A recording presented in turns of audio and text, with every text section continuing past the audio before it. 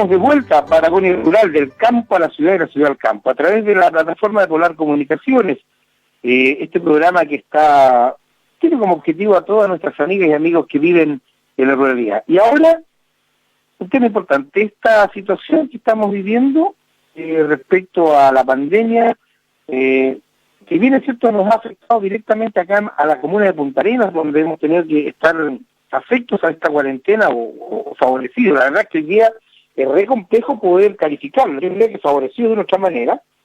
No es menos cierto que también tiene repercusiones en nuestros vecinos, en nuestras vecinas, que son los que habitan las comunas rurales. Y estos últimos acontecimientos han generado sin lugar a duda la necesidad de aplicar conocimientos, estudios, test y hipótesis incluso, respecto de la psicología en el ámbito de las emergencias, los desastres, las catástrofes en sí.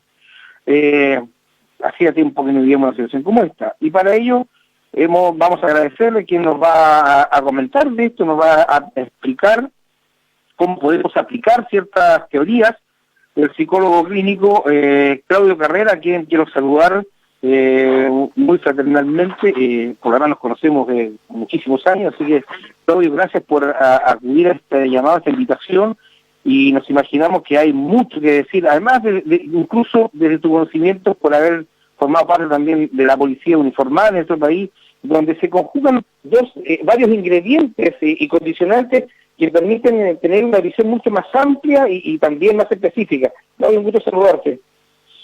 Hola Marco, sí, muchas gracias por la invitación y efectivamente, como tú señalas, es un ámbito de la psicología general, la psicología de la emergencia ya nace hace, por lo menos debe ser cerca de unos 50 años, tiene una historia sobre todo después de las guerras y de otro tipo de eventos, algunos provocados como son los conflictos, las guerras, etcétera, y otros naturales como pueden ser los desastres, terremotos, tsunamis y otros, cierto, que como en el caso de hoy día, que es también de carácter, podríamos decir, accidental, como es el caso de una pandemia que estamos viviendo hoy día, nos hace tratar de comprender cómo nos comportamos los seres humanos frente a una situación de riesgo.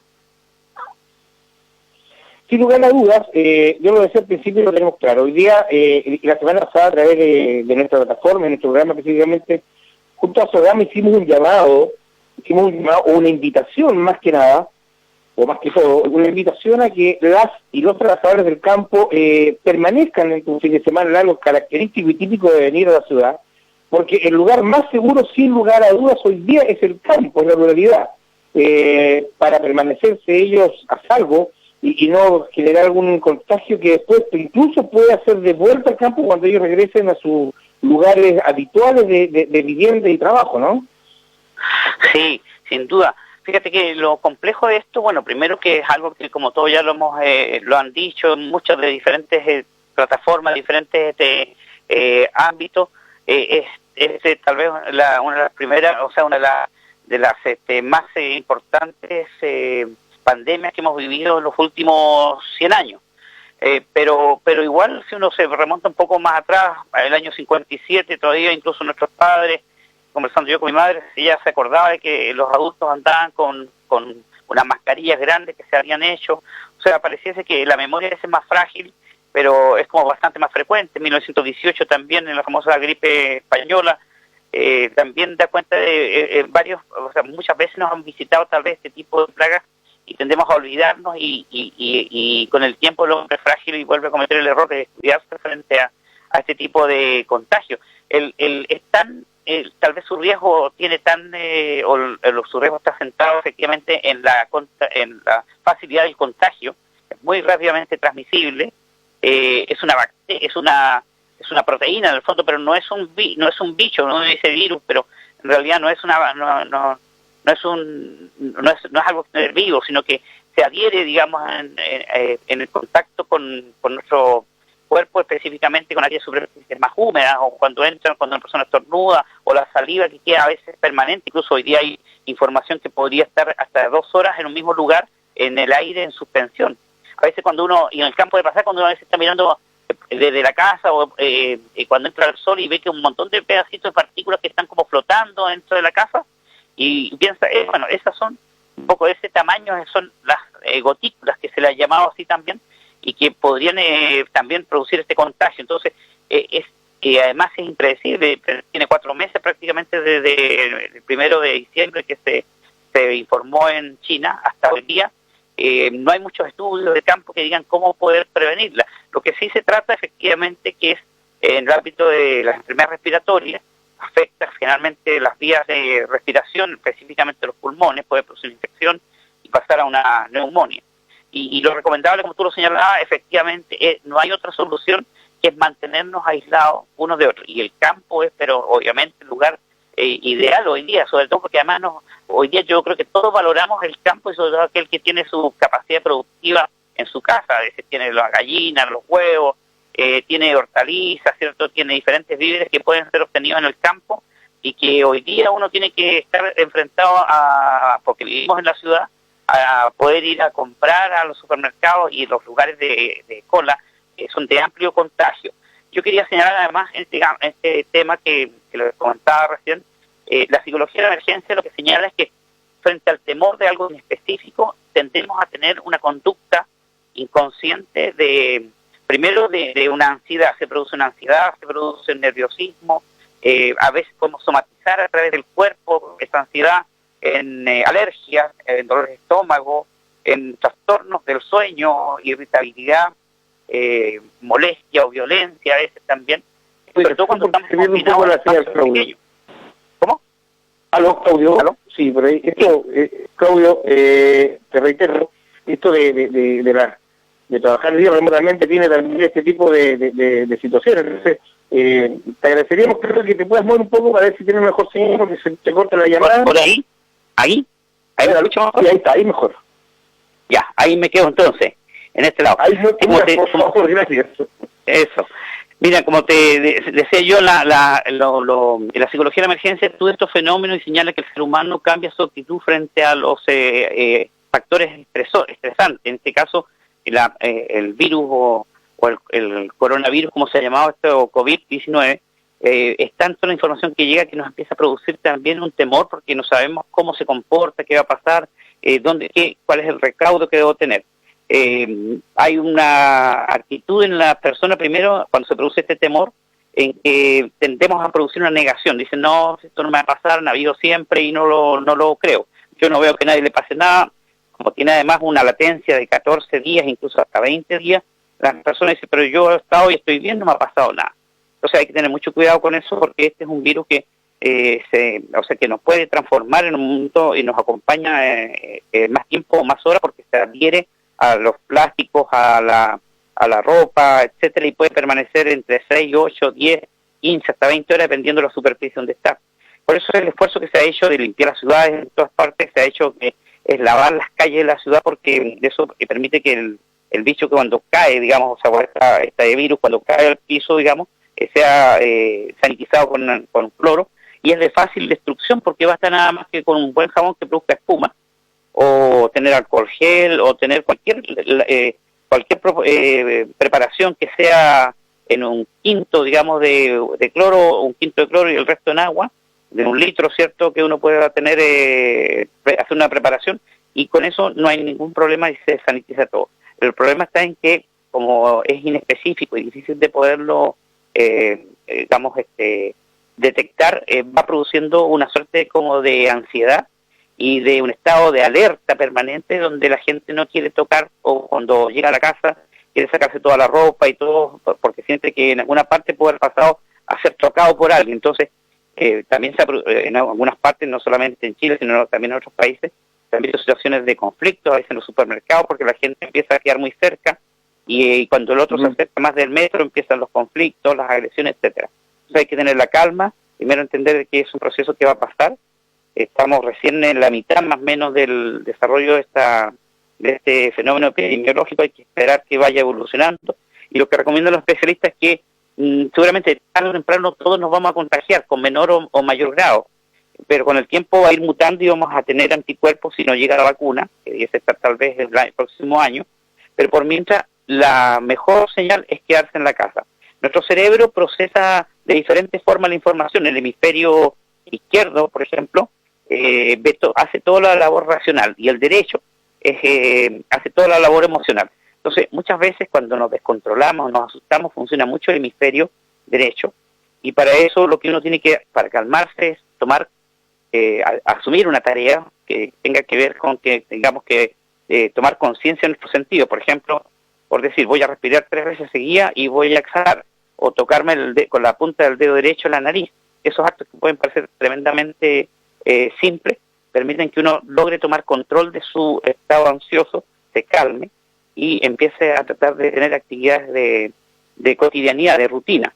Bueno, en el caso de la gente en el campo tiene la facilidad y la fortaleza y la virtud de que tiene mucho espacio, pero en la ciudad cuesta porque estamos confinados en nuestras propias casas, si hay un patio permite darse una vuelta, pero para no salir y no exponer a otros, porque mucha gente, el 30 o 40% podría ser asintomático, o sea, quiere decir que ni siquiera van a tener una carraspera, o sea, no va a pasar el virus, pasó por su cuerpo, pero no lo supieron, pero sí fueron vectores de contaminación, y ese es el riesgo.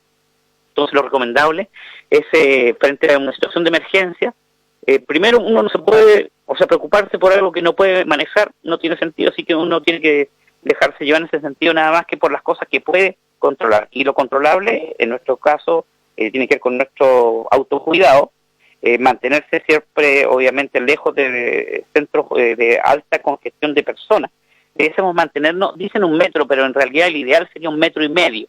O sea, es más allá de la extensión de los brazos. Ese debe ser lo recomendable, porque el metro está demasiado cerca.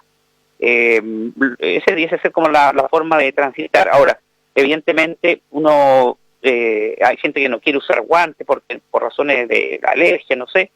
Evidente, si no es necesario que use guantes, pero lo que tiene que tener claro es que mientras si anda en la calle y toca cualquier cosa, las llaves, o a veces una chapa, o una puerta de un edificio, de ingreso, etcétera, o un mesón, podría producirle el contagio. Entonces lo que hay que hacer es que no hay que tocarse la cara mientras no tenga, menos la boca obviamente, ni los ojos, mientras no tenga un lugar donde pueda lavarse las manos.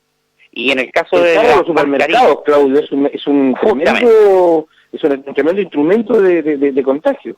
Claro, porque lo que uno tome en una caja, un producto, un tarro, podría estar adherido ahí. Entonces el dinero también. El dinero, sí, algunos dicen que no, pero la verdad es que hoy día no hay estudios claros, así que mejor es tener claro que si uno maneja dinero efectivo, en esos minutos decir, no me puedo tocar la cara, aunque me pique, no me toco ni la cara, ni la boca, obviamente, ni los ojos. Y rápidamente, cuando tenga la oportunidad de llegar, lavarme con un jabón, con lo que sea, incluso jabón de ropa, lo que sea que haga espuma. Y con eso ya uno está, más protegido. Entonces, con esto quiero en el fondo decir que hay gente que dice, la mascarilla está reglamentada para el uso hoy día en la vía pública, sobre todo porque en vehículos donde hay tránsito, por ejemplo, los colectivos o el transporte de transporte mayor también.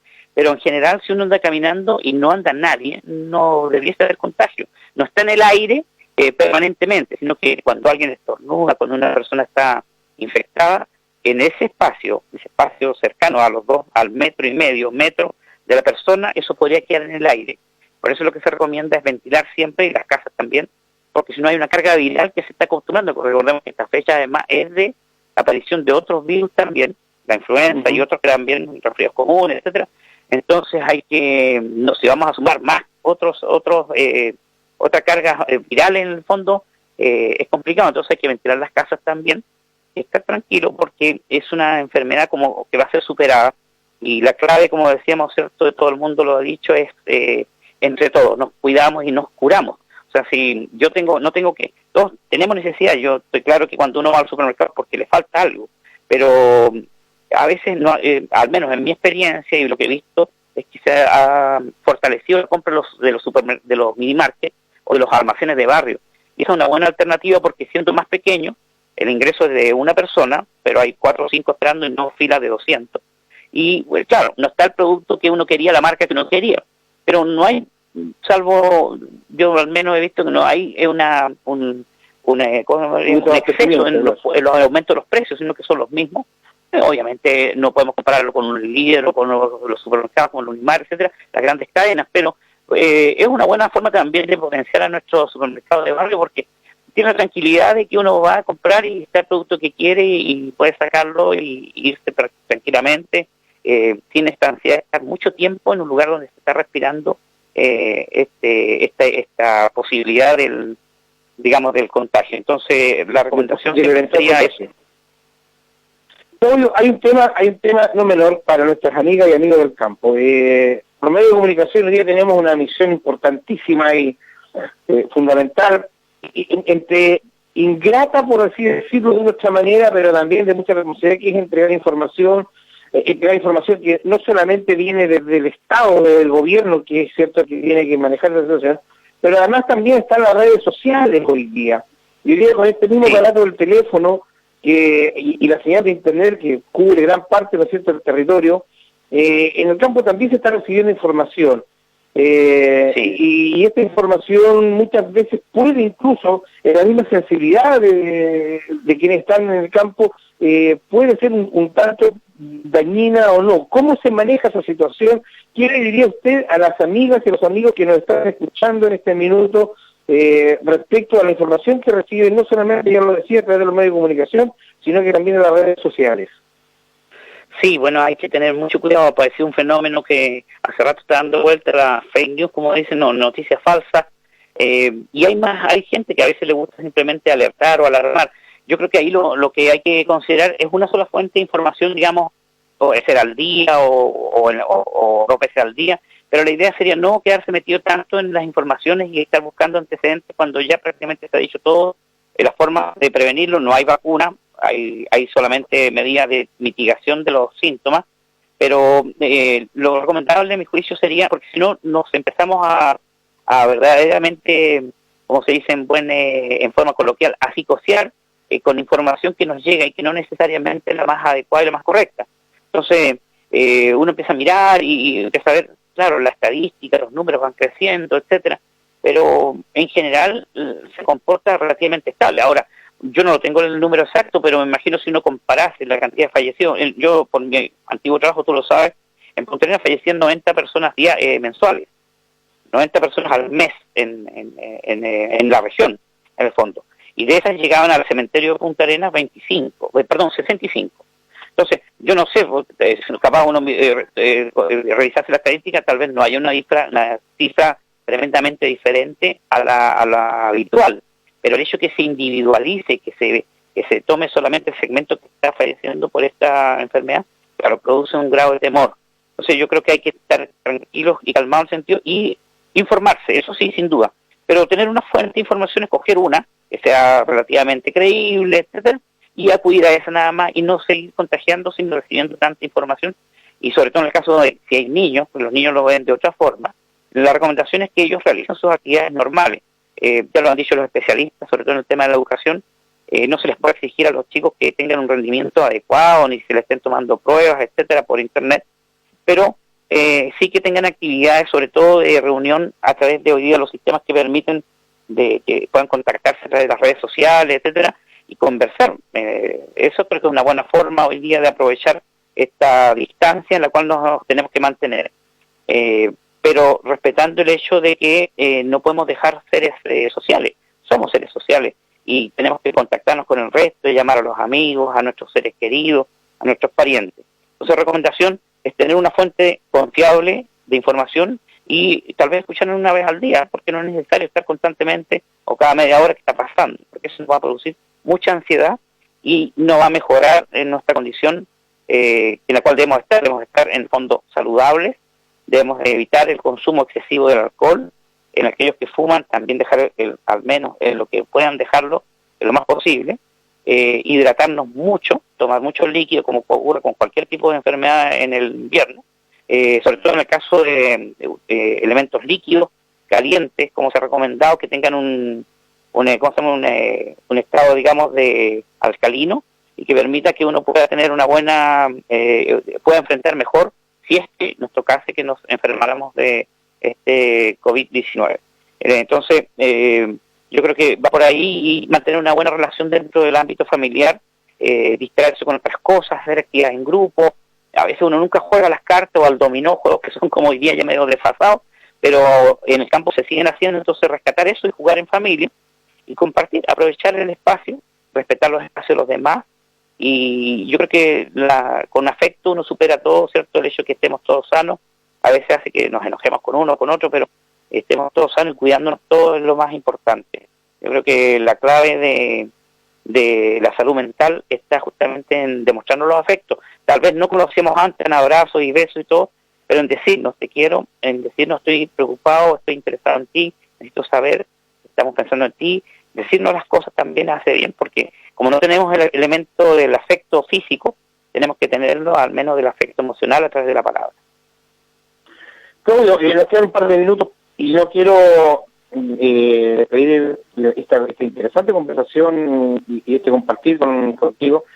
Personalmente he planteado y todo lo planteé este antes y después, pero yo planteo la siguiente premisa y me gustaría ver cuál es tu opinión al respecto. Obviamente que vamos a ver, esperemos todos, una gran cantidad de sobrevivientes de esta pandemia, de esta situación que está viviendo el planeta, el mundo. Pero yo afirmo desde mi formación y desde mi percepción personal, los sobrevivientes no van a ser los que queden respirando. Yo creo que los sobrevivientes finalmente de esto van a ser los que logren superar la codicia, la envidia, la avaricia y por sobre todo la soberbia. ¿Qué le parece? Así es, sin duda. Sin duda, yo creo que la reflexión que hemos visto todos, en el fondo, y estamos en proceso, porque todavía estamos, como cuando uno no puede tomar distancia de un fenómeno social, dicen los historiadores, hasta cuando uno ha pasado muchos años, pero uno va viendo ya de que todos, en el fondo yo creo, y digo a título personal, pero también uno empieza a ver que parece que fuese la misma mensaje de otros, hemos dejado de gastar cosas que no eran necesarias, y hemos aprendido a vivir con menos, y no con tantas...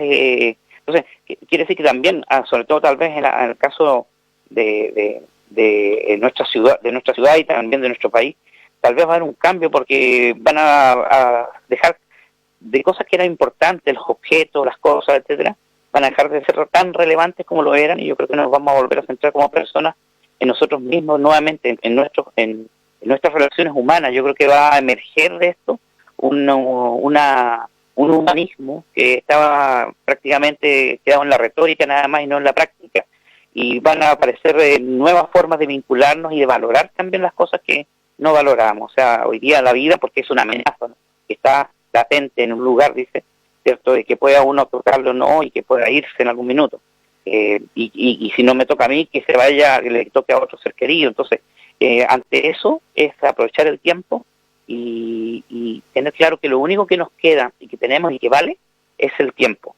En la clepsidra es un adorno funerario que está en muchos, en los templos romanos, etcétera, pero en muchos cementerios también, que es un reloj de arena con alas, y es el símbolo de la muerte, porque es el tiempo que se nos vuela. Entonces lo único que tenemos es cierto y lo único que es válido es el tiempo que yo le dedico a algo o a alguien. Ese es el mejor regalo.